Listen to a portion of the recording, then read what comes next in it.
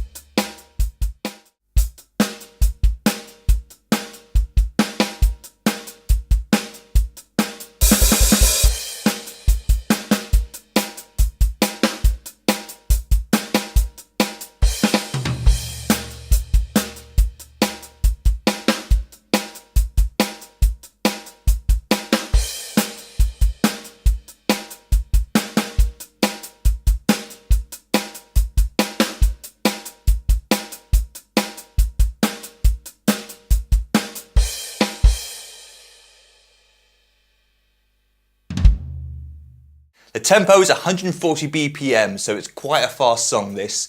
But it's one of the very few Who songs where Keith kind of sticks to a drum beat, doesn't go too crazy, not playing a drum fill every 4 bars. He's obviously famous for later in his career with The Who, just playing everything all the time. Every bar was a drum fill.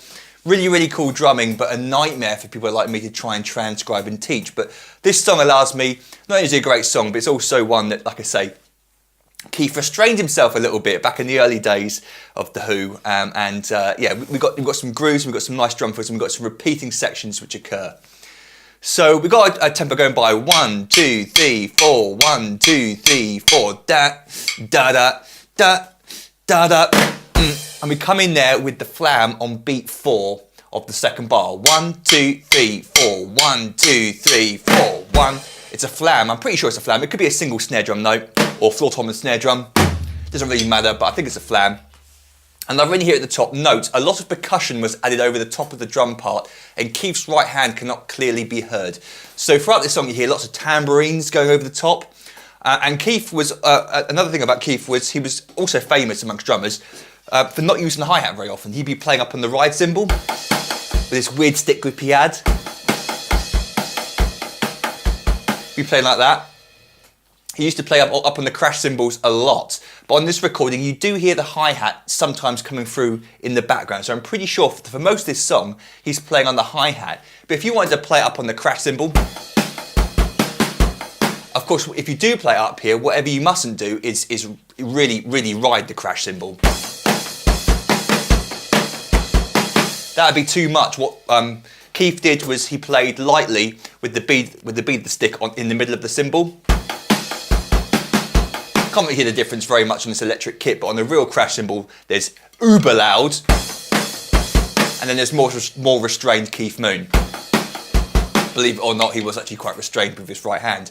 But like I say, the majority of the song is played on the hi-hat, but feel free to move to the crash cymbals if you wanted to.